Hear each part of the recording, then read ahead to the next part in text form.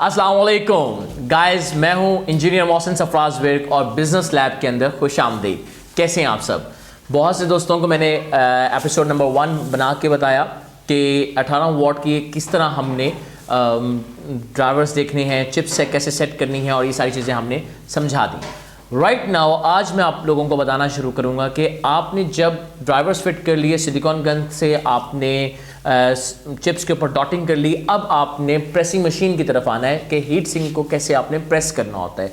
Heat sink को press करने के लिए आपको सबसे पहली जो चीज़ चाहिए होती है वो आपने हीट सिंक को इसके अंदर फिट करना होता है अपने हाथ से, ताकि इसकी प्रॉपर डायमेंशंस के अंदर आप इसको फिट कर चुके हों। जब आपने इसको फिट करने लगे होंगे तो 3 चीज़ों का आपने ध्यान रखना है। नंबर 1, आपने ये जो नीचे 2 वायर्स, आपकी कौन सी वायर्स होती हैं, एसी की या डीसी की? इसका जवाब नीचे कमेंट बॉक्स के अंदर लाजमी दीजिएगा। तो इन वायर्स को आपने इसके अंदर वापस कर देना है ताकि ये फोल्ड हो चुकी हों। नेक्स्ट, जो आपकी ये ऊपर वाली वायर्स होती हैं, क्या ये डीसी की होंगी या एसी की होंगी? इसका जवाब भी मैं कमेंट बॉक्स के अंदर इंतजार कर रहा हूँ। तो आपने इन वायर्स को भी इसके अंदर फोल्ड कर देना है, ज़्यादा ना करिएगा वरना इसके हीट सिंक के अंदर आ चुकी होती है। फाइन, अब आपने यहाँ पे कर दिया तो ये हीट सिंक इस वक्त बैलेंस हो चुका हुआ है। जब ये बैलेंस हो चुका हुआ है तो अब आपने 2 चीज़ों का ख्याल रखना है मशीन के हवाले से। आपके पास कुछ बेसिक टूल्स होने बहुत ज़रूरी हैं। इसको प्रेसिंग मशीन कहा जाता है। आपके पास टाई होनी चाहिए जो कि 14 नंबर की होती है, 14 mm की होती है, जो कि इन स्क्रूज को आपने टाइट करना है या लूज करना है और अपनी डायमेंशंस के अंदर प्रॉपर्ली सेट करना है। इनको आपने टाइट करने के बाद जब आपने यहाँ से टाइट कर लिया होता है, साथ आपने आपके पास 16 नंबर की चाबी हो या टाई हो, व्हाटएवर जो भी है, ताकि आप अपनी इस बेस को प्रॉपर्ली सेट कर सकें। यहाँ से आपने बेस को टाइट कर लिया प्रॉपर्ली, बेस आपकी टाइट हो गई, आपकी ये स्क्रूज टाइट हो गए। अब आपका ये एंगल डिफाइन होना बड़ा ज़रूरी है कि आप इसको प्रॉपर एंगल के साथ आपने इसको रख लिया हुआ है। जब यहाँ तक सारे काम आपके हो चुके होते हैं, आपकी मशीन अलाइन हो चुकी होती है। अब याद रखिएगा 18 वॉट के लिए मशीन की सेटिंग्स और होती हैं, 12 के लिए अलग होती हैं, 7 के लिए, 9 के लिए, 15 वॉट्स के लिए, हर वॉट के लिए वेरिएशंस आती हैं।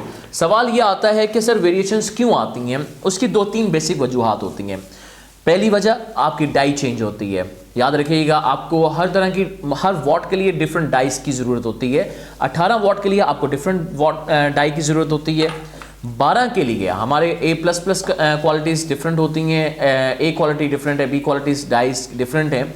तो ये हमारे पास A65 की डाई है, उसके बाद A60 की डाई आपको सेपरेट मिलती है, A50 की डाई सेपरेट होती है, 24 वॉट्स का आप बना रहे होते हैं, 20 वॉट का बना रहे होते हैं, उसकी डाई सेपरेट होती है। सेम इसी तरह हर एक की डाइस वेरिएशंस में आ रही होती हैं। सो ये हमारी प्रेसिंग मशीन आती है। अगर कुछ लोग जो अगर अफोर्ड नहीं कर सकते तो वो प्रेसिंग मशीन के अलावा वो मैनुअल के ऊपर भी आ सकते हैं। अब मैनुअल डाइस जो होती हैं वो भी आपको बताता चलता हूँ। 18 वॉट के लिए मैनुअल डाई आपकी इस तरह की होती है और इसको यूज़ करना बहुत आसान तरीका है। उसके लिए आपको एक हैमर की ज़रूरत होती है।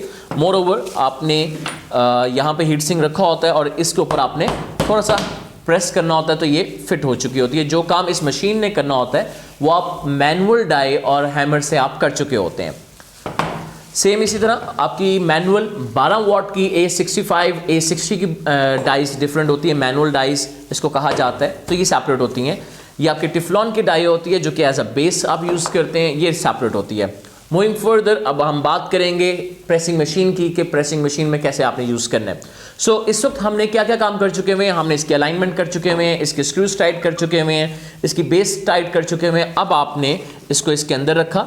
अब अंदर रखने में आपको 2 फ़ायदे होंगे। आपने देखना है कि आपकी जो नीचे वाली वायर्स हैं जो कि AC वायर्स होती हैं वो इसके दरमियान में कट ना हो रही हो। मूविंग फर्दर अब आपके इसकी बिल्कुल अलाइनमेंट के साथ आई हुई है।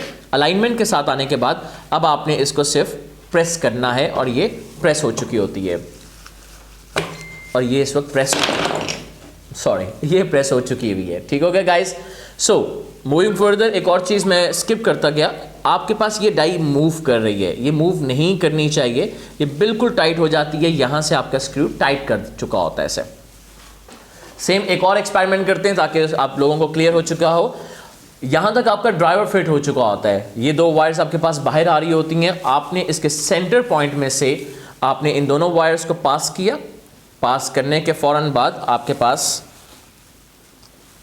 यहाँ पे जस्ट लाइक दैट वे आपने पास कर लिया। पास करने के बाद आपके पास आपने क्या करना था, अपने हाथ से मैनुअली आपने इस हीट सिंक को थोड़ा सा प्रेस कर दिया।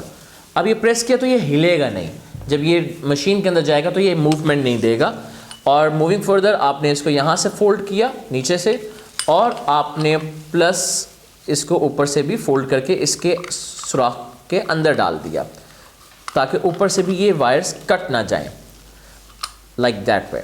अब आपका ये हो चुका हुआ है। अगर खुदा ना खास्ता अगर आपके हीट सिंक टेढ़ा हो जाता है, उसके लिए आपके पास स्क्रू ड्राइवर होना चाहिए। वो स्क्रू ड्राइवर आपके दोबारा ओपन करके आप इसको प्रॉपर्ली दोबारा फिट कर सकते हैं, जस्ट लाइक दैट।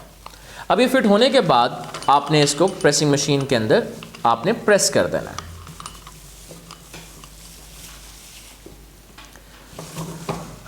ये गाइस प्रेस हो चुका है और ये बिल्कुल इसके एजेस के अराउंड इस वक्त हीट सिंक बैठ चुका है। हीट सिंक प्रॉपर्ली बैठाना है आपने। जब आप बैठा चुके हो तो उसके बाद आपका प्रोसीजर क्या आता है, आपने इन वायर्स को दोबारा निकाल लिया बाहर। इन वायर्स को भी निकाल दिया और इन वायर्स को भी आपने प्रॉपर्ली बाहर निकाल दिया। निकालने के बाद अब आपके पास काम आएगा किन चीज़ों का, या तो आप आरटीवी ट्यूब लगाना चाहते हैं तो आरटीवी ट्यूब भी लगा सकते हैं, इसके अंदर सिलिकॉन की रेशो बहुत कम होती है। या आप सिलिकॉन कंपाउंड लगाना चाहते हैं या हीट सिंक कंपाउंड लगाना चाहते हैं, जोन सा भी लगाना चाहें, लोकल यूज़ करना चाहते हैं, चाइना का यूज़ करना चाहते हैं, you can use that. So guys उसके बाद आपके पास मूवमेंट आ जाएगी। मुझे ज़रा हीट सिंक कंपाउंड पास करिएगा। ओके, सो ये basically original heat sink compound है, चाइना वाला, और लोकल भी अवेलेबल हैं। बहुत टाइट हो गया। ओके, लें जी, आपने इसको ओपन किया। याद रखिएगा सारे प्रोसीजर के अंदर आपके पास ग्लव्स लाजमी होने चाहिए। आपने ग्लव्स लाजमी पहनने हैं ताकि आपकी हाउसिंग ख़राब ना हो। एक्चुअली होता क्या है कि जब आपके हाथ गंदे होते हैं तो वो सारी की सारी हाउसिंग के ऊपर निशान लगना शुरू होते हैं। मैं आपको वो भी दिखाता हूँ कि हाउसिंग कैसे डैमेजेस होती हैं। सो आपके पास ब्रश होने चाहिए और प्रॉपर ब्रश हों, या तो आप टूथब्रश से भी कर सकते हो, आसान तरीका है, टूथब्रश से भी कर सकते हैं, किसी स्टिक से भी कर सकते हैं, या किसी भी तरीक़ों से कर सकते हैं। दिखाइएगा मुझे। अगर आपने ग्लव्स नहीं पहने होते तो होता क्या है कि आपकी बॉडी इस तरह डैमेज होना शुरू होती है। गाइस यहाँ पे आपको नज़र आ रहा होगा ये सारे के सारे आपका silicon compound, heat sink compound आपका लग चुका होता है। ये साफ़ हो जाता है। साफ़ किस तरह होगा वो इंशाल्लाह मैं आपको इंशाल्लाह बताता हूँ अब वीडियो के अंदर। साथ रहिएगा। और अगर अभी तक आपने चैनल सब्सक्राइब नहीं किया और शेयर नहीं किया तो लाजमी सब्सक्राइब भी कर लें और बेल आइकन के ऊपर लाजमी बटन पर क्लिक कर लें। इस वक्त हम डिस्कस ये कर रहे हैं कि सिलिकॉन कंपाउंड आपने लगाना कैसे है। Very small quantity of heat sink compound आपने लिया और आपने इसको प्रॉपरली आपने इस पर ब्रश करना है। ये थोड़ा सा आर्ट का काम होता है, लेकिन अगर आप इसको थोड़ा सा प्रॉपरली करेंगे तो बहुत अच्छा आपका इस वक्त लग चुका होता है। तो लाइक दैट वे। अब इसकी जो एजेस हैं उस पर आपने बिल्कुल इग्नोर नहीं करना। जहाँ पे होल्स हैं, सुराख हैं, उसके ऊपर आपने थोड़ा सा ज़रा रेशो कम रखनी है ताकि वो बिल्कुल बंद ना हो जाए। और आपने इसको पूरे को आपने कर लिया सिलिकॉन कंपाउंड के साथ। अब बहुत से दोस्तों का सवाल ये होता है कि सर हम डायरेक्ट चिप पे भी लगाना चाहते हैं या इसी पे लगाना ज़रूरी है। आप किसी भी तरह कर सकते हैं। अगर आप चिप पे लगाना चाहें तो आप चिप के ऊपर भी पहले लगा सकते हैं, ऐसी कोई बात नहीं है।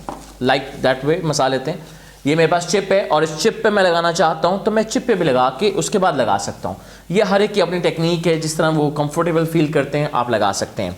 हमारे लिए ज़्यादा आसानी होती है कि हम हीट सिंक के ऊपर लगाते हैं और उसके बाद फिर हमारे पास आ जाता है। सो गाइस यहाँ तक अब हमने इसके होल्स को लाजमी बड़े गौर से देखना है कि कहाँ पे होल्स हैं, और उन होल्स के मद्देनज़र रखते हुए हमने इसमें से वायर्स को पास कर दिया।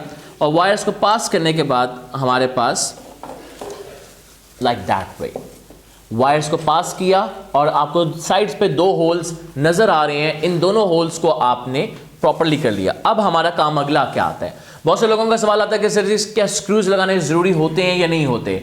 ये भी आप पे डिपेंड करता है कि आप लगाना चाहते हैं, एक एक्स्ट्रा खर्चा करना चाहते हैं कुछ पैसों का, या नहीं करना चाहते।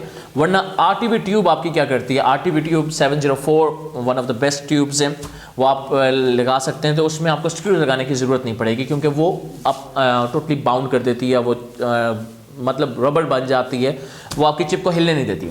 लेकिन अगर आप सिलिकॉन कंपाउंड या अगर आप हीट सिंक कंपाउंड यूज़ करेंगे तो ऑब्वियसली आपको क्या करना पड़ेगा, आपको हर हालत में स्क्रूज लगाने पड़ेंगे।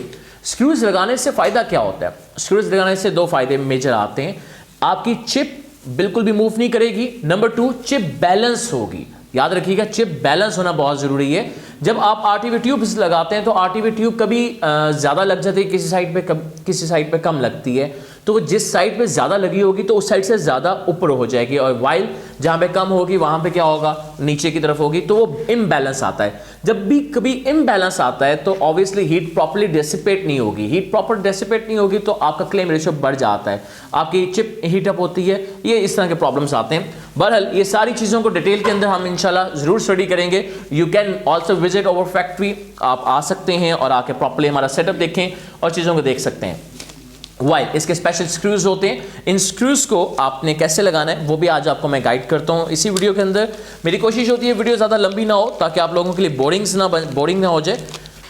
ओके गाइस, ये हमारे पास स्क्रूज हैं और इन स्क्रूज को आपने ऑटोमेटिक ड्रिल के थ्रू आपने इंस्टॉल करना है, या आप स्क्रू ड्राइवर के थ्रू भी कर सकते हैं, मतलब पेचकस के थ्रू भी कर सकते हैं, जैसे भी आपको कंफर्टेबल आप फील करें। आपने इसको बिल्कुल इसके ऊपर रखा, अगर तो मैग्नेटिक है तो परफेक्टली फाइन, अगर नहीं है तो आपने क्या करना है, आपने यहाँ पे इसको बिल्कुल स्ट्रेट रखते हुए आपने करना है। तो ये इस वक्त लग चुका हुआ है एक स्क्रू, आपने लाजमी दोनों स्क्रूज लगाने हैं। इसके अंदर एक लालच नहीं करनी कि यार एक स्क्रू लगा लेंगे काम चल जाएगा, क्या फ़र्क पड़ता है, फ़र्क पड़ता है। छोटी छोटी चीज़ों का, डिटेल्स का फ़र्क पड़ता है और आपकी क्वालिटी को बेहतर बना देता है। जहाँ पे आप एक लगा रहे हैं वहाँ पे आप दो भी लगा सकते हैं, कोई मसले वाली बात नहीं है। लेकिन गाइस हमने दोनों स्क्रूज लगा दिए और आपकी जो चिप है वो बिल्कुल सेंटर के अंदर है, उसी के नीचे सिलिकॉन कंपाउंड लगा हुआ था और प्रॉपर्ली आपने इसको फिट आउट कर लिया। अब दोनों वायर्स नीचे वाली भी आपने निकाल दी और ऊपर वाली भी निकाल दी। अक्सर ऐसा होता है कि आपकी जब सिलिकॉन कंपाउंड लगा रहे होते हैं या आरटीवी ट्यूब लगा रहे होते हैं तो आपकी चिप के ऊपर वो आ जाता है, तो उसकी में परेशानी वाली कोई बात नहीं है, वो आप बाद में उसको क्लीन कर लेंगे। सो यहाँ तक आपने समझ लिया, अंडरस्टैंडिंग हो गई। आपके पास ऑटोमेटिक ड्रिल होनी बहुत ज़रूरी है, बहुत अच्छी इसकी इफेक्टिव है, ये रिचार्जेबल होती है, और अगर आप डायरेक्ट वायर वाली रखना चाहते हैं डायरेक्ट वायर वाली भी आप रख सकते हैं। तो यहाँ तक आप लोगों ने आज समझा, सीखा। इंशाल्लाह हमारी मुलाकात होती है नेक्स्ट वीडियो के अंदर, जिसके अंदर मैं आपको मज़ीद गाइड करूँगा सोल्डिंग कैसे करनी है, बेस कैप्स को कैसे करना है, और टेस्टिंग के अंदर आपने कौन कौन से चीज़ों को लेके चलना है। So guys we have all type of the equipments, we have all type of the tools। आपको कोई भी मशीनरीज चाहिए, do contact us, do call us। और अगर आपको कंपनी रजिस्ट्रेशंस, आपको ट्रेनिंग्स चाहिए हो, आप हमसे रब्ता कर सकते हैं, आप हमारी फैक्ट्री आ सकते हैं। एंड मोर ओवर अगर आप SKD लेना चाहते हैं, एनी रॉ मटेरियल या असेंबल्ड प्रोडक्ट लेना चाहते हैं, और any distribution of the company, आप बिल्कुल ले सकते हैं। और इन चीज़ों के अलावा अगर आप कुछ भी नहीं लेना चाहते, just you want to visit over us, you can come to us and visit over factory, और चीज़ों को आप समझ सकते हैं और प्रॉपर ट्रेनिंग लेके आप जा सकते हैं। And moreover do call us upon our number, that is 03355556617 और 031133269694। आप इन दोनों नंबर्स पे कॉल कर सकते हैं। अगर कॉल पिक करने में कोई देर आ जाए या सिग्नल्स का प्रॉब्लम होता है बहुत दफ़ा, या काम का लोड इतना होता है कि कॉल अटेंड ना हो, तो बिल्कुल माइंड ना करें, आप व्हाट्सएप के ऊपर मैसेज डिलीवर कर दें। इंशाल्लाह एज सून एज पॉसिबल हमारी कोशिश होती है, मेरी मार्केटिंग टीम की कोशिश होती है कि वो आपको रिस्पॉन्ड बैक करें। Wish you all the very best, अपना ख्याल रखिएगा। पाकिस्तान जिंदाबाद।